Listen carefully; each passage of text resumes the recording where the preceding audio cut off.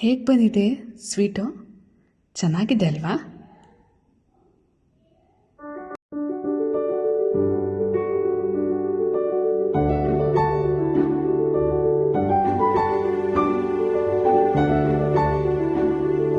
ನಮಸ್ತೆ, welcome to Shivamogga kitchen. ನಾವಿವತ್ತು 7 cup sweet ಮಾಡೋಣ.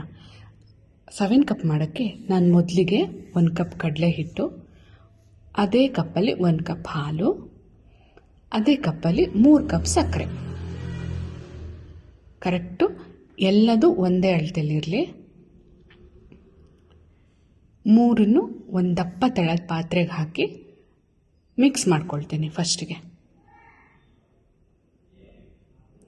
ನೀವು ಯಾವ ಕಪ್ಪಲ್ಲಿ ತೊಗೊಳ್ತೀರೋ ಎಲ್ಲ ಮೆಷರ್ಮೆಂಟು ಅದೇ ಕಪ್ಪಲ್ಲಿದ್ದರೆ ಸ್ವೀಟು ಪರ್ಫೆಕ್ಟಾಗಿ ಬರುತ್ತೆ.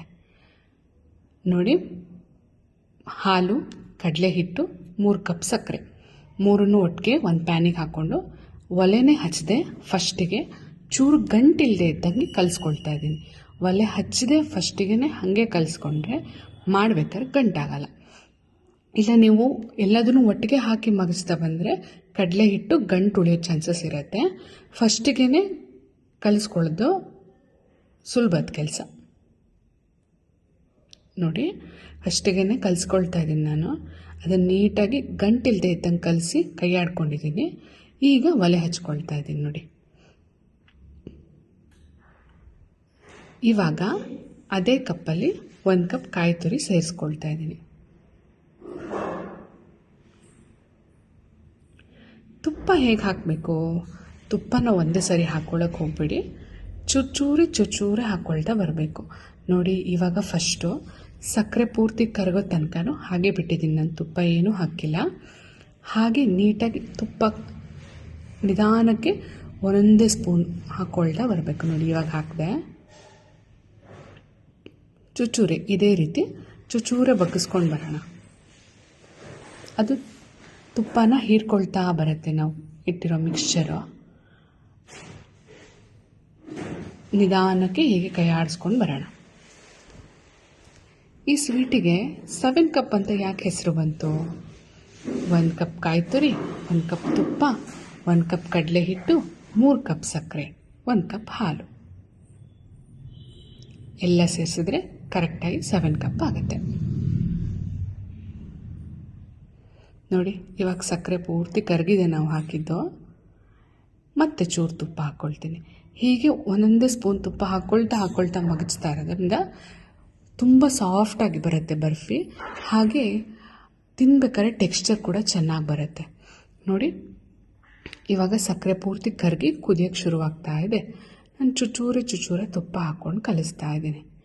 ಏನಪ್ಪ ಬರೀ ಸ್ವೀಟ್ ರೆಸಿಪಿನೇ ತೋರಿಸ್ತಾರೆ ಇವರು ಅಂತ ಅಂದ್ಕೊಬೇಡಿ. ನವರಾತ್ರಿ ನೈವೇದ್ಯಕ್ಕೆ ಎಲ್ಲರಿಗೂ ಹೆಲ್ಪ್ ಆಗಲಿ ಅಂತ ಹೇಳಿ ಸ್ವೀಟ್ ರೆಸಿಪಿನ ತೋರಿಸ್ತಾ ಇದ್ದೀವಿ. ನವರಾತ್ರಿ ವಿಶೇಷ ಮುಗಿದ ಮೇಲೆ ಎಲ್ಲ ಥರದ ರೆಸಿಪಿಗಳು ಬರುತ್ತೆ. ಖಂಡಿತ ಎಲ್ಲರೂ ಸಪೋರ್ಟ್ ಮಾಡಿ. ಇದೇ ಥರ ದಯವಿಟ್ಟು ಯಾರು ಸಬ್ಸ್ಕ್ರೈಬ್ ಮಾಡದೆ ನಮ್ಮ ಚಾನಲ್ನ ನೋಡ್ತೀರಾ, ದಯವಿಟ್ಟು ಸಬ್ಸ್ಕ್ರೈಬ್ ಮಾಡ್ಕೊಂಡು ನೋಡಿ. ನೋಡಿ, ಹೀಗೆ ಚೂಚೂರೆ ತುಪ್ಪ ಹಾಕ್ಕೊಳ್ತಾ ಬರ್ತಾಯಿದ್ದೀನಿ. ಈ ಸ್ವೀಟ್ ಮಾಡೋದು ತುಂಬ ಸುಲಭ. ಕರೆಕ್ಟ್ ಅಳತೆ ಹಾಕೋದ್ರಿಂದ ಏನು ಹೆಚ್ಚು ಕಮ್ಮಿ ಆಗಲ್ಲ. ಏನು ಅಂದರೆ ಮೀಡಿಯಮ್ ಫ್ಲೇಮಲ್ಲಿ ಇಟ್ಕೊಂಡು ಕೈ ಆಡಿಸ್ತಾನೆ ಇರಬೇಕಾಗತ್ತೆ, ತಳ ಹಿಡಿಯೋಕ್ಕೆ ಬಿಡಬಾರ್ದು ಅಷ್ಟೇ.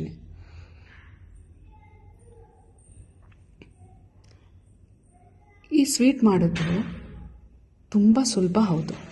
ಹಾಗೆಯೇ ಮಾಡಿಟ್ರೆ ಅದನ್ನು ವಾರ ಪೂರ್ತಿ ತಿನ್ನೋಕ್ಕೂ ಬರುತ್ತೆ. ಆರಾಮಾಗಿ 8-10 ದಿವಸ ಇರುತ್ತೆ ಇದನ್ನು ಇಟ್ಕೊಂಡ್ರೆ. ನೀವೆಲ್ಲರೂ ಟ್ರಾವೆಲ್ ಮಾಡಬೇಕಾದ್ರೆ, ಊರಿಗೆ ಹೋಗಬೇಕಾದ್ರೆ, ಇಲ್ಲ ಯಾರಿಗಾರು ಮನೆಗೆ ಹೋಗಬೇಕಾದ್ರೆ ನೀವು ಅಂಗಡಿಯಿಂದ ತೊಗೊಂಡು ಹೋಗೋ ಬದಲು ಈ ಥರ ಮನೇಲಿ ಮಾಡಿದ್ದು ತುಂಬ ಚೆನ್ನಾಗಿರುತ್ತೆ. ನೋಡಿ, ಹೀಗೆ ನಿಧಾನಕ್ಕೆ ಮಗ್ಚಿ ಈ ಥರ ಗೂಡು ಥರ ಬರಬೇಕು. ಕಾಣಿಸುತ್ತಲ್ವ? ನೋಡಿ, ಹೀಗೆ ತೂತ ಮಗಿಸಿದಂಗೂ ಹೀಗೆ ತೂತ ಬರುತ್ತೆ. ಥರ ಜೇನು ಗೂಡಿಂದು ಟೆಕ್ಸ್ಚರ್ ಥರ ಬರುತ್ತೆ. ಈ ಥರ ಟೆಕ್ಸ್ಚರ್ ಬಂದಾಗ ಆಗಿದೆ ಅಂತ ಅರ್ಥ. ನೋಡಿ, ಕಾಣುತ್ತಲ್ವ? ಈಗ ನಾನು ತುಪ್ಪ ಹಚ್ಕೊಂಡಿರೋ ಪ್ಲೇಟಿಗೆ ಅದನ್ನು ಬಗ್ಗಿಸ್ಕೊಳ್ತೀನಿ. ನೋಡಿ, ಆ ಥರ ತೂತ ಟೆಕ್ಸ್ಚರ್ ಬಂದ ತಕ್ಷಣ ಅದನ್ನು ಬಗ್ಗಿಸ್ಕೊಂಡು ಹರಡ್ಕೊಬೇಕು. ಇನ್ನೊಂದು ಸ್ವಲ್ಪ ಹೊತ್ತು ಬಿಟ್ಟರೆ ಏನಾಗುತ್ತೆ, ಗಟ್ಟಿ ಆಗಿಬಿಡುತ್ತೆ. ಸ್ಕ್ವೇರ್ ಕಟ್ ಮಾಡೋಕ್ಕೆ ಬರಲ್ಲ ಪೀಸ್ ಅದು. ಹಾಗೆ ಪುಡಿ ಪುಡಿ ಅಡಗೆ ಹೊರಟೋಗುತ್ತೆ. ಕರೆಕ್ಟಾಗಿ ತೂತ ಬರ್ತಿದ್ದಂಗೆ ಇಳಿಸ್ಕೊಂಡು ಈ ಥರ ಕಟ್ ಮಾಡ್ಕೊಳ್ತಾ ಇದ್ದೀನಿ. ಒಂದು ಅರ್ಧ ಗಂಟೆ ಬಿಡಬೇಕು ಮಿಕ್ಸ್ಚರ್ ಹಾಕಿ, ಅದು ಸೆಟ್ ಆಗಕ್ಕೆ ಬಿಟ್ಟ ಮೇಲೆ ನಿಧಾನಕ್ಕೆ ಕಟ್ ಮಾಡ್ಕೋಬೇಕು. ನೋಡಿ ಹೇಗೆ ಬಂದಿದೆ. ಯಾವ ಸ್ವೀಟ್ ಸ್ಟಾಲು, ಯಾವ ಬೇಕ್ರಿಲಿ ಕೂಡ ಈ ಥರದ್ದು ತೊಗೊಂಡು ತಿನ್ನೋದ್ರಕ್ಕಿಂತ ಚೆನ್ನಾಗಿರತ್ತೆ. ನೋಡಿ ಹೇಗೆ ಬಂದಿದೆ ನೋಡಿ ಪೀಸು. ನೀವು ಎಲ್ಲ ಮಾಡ್ಕೊಂಡು ಟ್ರೈ ಮಾಡಿ ಹೇಗೆ ಬಂತು ಅಂತ ಹೇಳಿ ಕಮೆಂಟ್ ಮಾಡಿ ಆಯಿತಾ. ಯಾರ್ಯಾರು ಸಬ್ಸ್ಕ್ರೈಬ್ ಮಾಡ್ಕೊಳ್ದೆ ನೋಡ್ತಾ ಇದ್ದೀರಾ, ದಯವಿಟ್ಟು ಒಂದ್ಸರಿ ಸಬ್ಸ್ಕ್ರೈಬ್ ಬಟನ್ ಹೆಂಗೆ ಪ್ರೆಸ್